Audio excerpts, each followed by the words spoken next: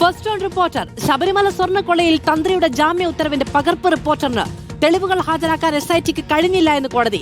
ദേവസ്വം ബോർഡിന്റെ തീരുമാനത്തിൽ തന്ത്രിക്ക് ഇടപെടാൻ അധികാരമില്ല എന്നും കോടതി നിരീക്ഷണം. ജയശങ്കർ ചേരുകയാണ് കൂടുതൽ വിവരങ്ങളുമായി നമ്മളോടൊപ്പം. ജയശങ്കർ, കോടതി ഉത്തരവിന്റെ പകർപ്പ് കിട്ടുമ്പോൾ നമുക്ക് എന്തൊക്കെ കാര്യങ്ങളാണ് അതിൽ നിന്ന് മനസ്സിലാക്കാൻ കഴിയുന്നത്? ഒരു തെളിവുമില്ല എന്നുള്ളതാണോ കോടതിക്ക് ബോധ്യമാകുന്നത്, അല്ലെങ്കിൽ ആ തെളിവുകൾ ഹാജരാക്കുന്നതിൽ SIT പരാജയപ്പെട്ടിരിക്കുന്നു എന്ന്?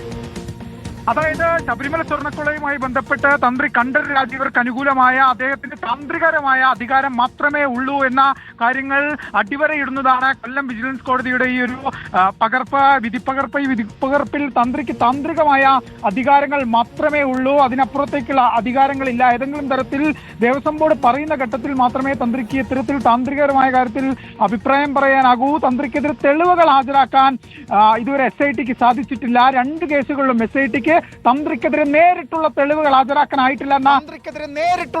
ഹാജരാക്കാനായിട്ടില്ലെന്ന വലിയ കണ്ടെത്തൽ SIT ഈ കോടതി വിധിയിൽ ചൂണ്ടിക്കാണിക്കപ്പെടുന്നു. തന്ത്രിയുടെ പങ്കാളിത്തം തെളിയിക്കാൻ SITക്ക് സാധിച്ചിട്ടില്ല.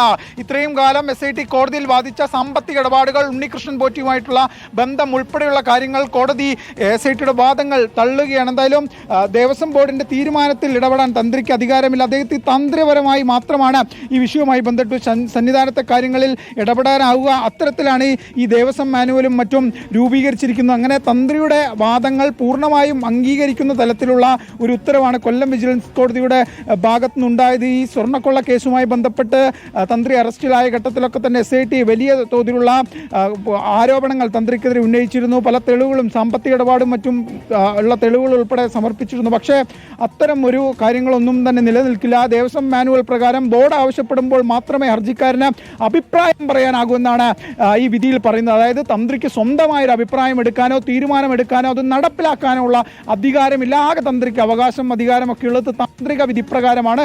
അതും അദ്ദേഹത്തിന്റെ കാര്യങ്ങൾ അവതരിപ്പിക്കാൻ മാത്രമേ അധികാരമുള്ളതിൻ്റെ അപ്പുറത്തേക്ക് തീരുമാനമെടുക്കേണ്ടത് ദേവസ്വം ബോർഡാണ്. ഒപ്പം തന്നെ തന്ത്രി നിലയിൽ അദ്ദേഹത്തിന്റെ ചുമതലകൾ മതപരമായി പൂജാ കാര്യങ്ങളിൽ മാത്രമാണ് എന്നത് കോടതി അടിവരയിടുന്നു. അതിന്റെ അടിസ്ഥാനത്തിലാണ് കണ്ഠരര് രാജീവർക്ക് കഴിഞ്ഞ ദിവസം കോടതി ജാമ്യം അനുവദിച്ചത്. അതിന്റെ ഉത്തരവാണ് ഇപ്പോൾ എന്തായാലും പുറത്തു വരുന്നത്.